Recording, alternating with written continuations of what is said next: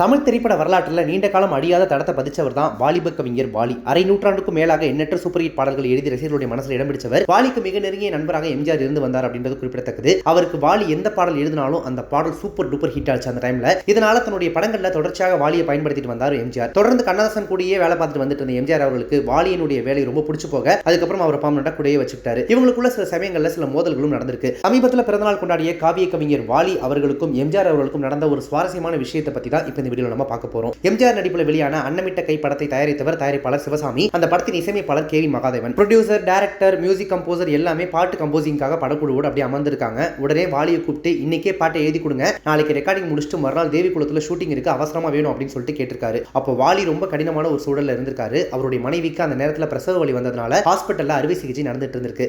அந்த பதட்டத்தோடு இருந்த அவரு அவங்கள்ட்ட என்ன சொல்லியிருக்காரு அப்படின்னா, இப்போ என்னால் பாட்டெல்லாம் எழுத முடியாது, வேற ஒருத்தட்ட நீங்க எழுதி வாங்கிக்கோங்க அப்படின்னு சொன்னப்போ அந்த தயாரிப்பாளர் ஒரு மாதிரி சிரிச்சுக்கிட்டே நக்கலா ஆபரேஷன் நீங்களா பண்ண போறீங்க வாலி அப்படின்னு கேட்டுட்டாராமா.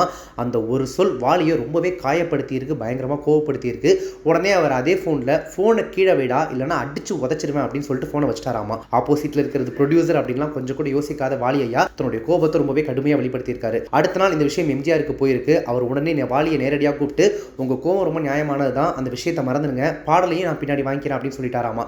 அது மட்டும் இல்லாம வாலி குடும்பத்தை மருத்துவமனைக்கே வந்து பார்த்துட்டு புதுசா பிறந்த அவருடைய குழந்தைக்காக ஒரு பவுன் தங்கச்செயினை அவர் கொடுத்துட்டு போனாராமா.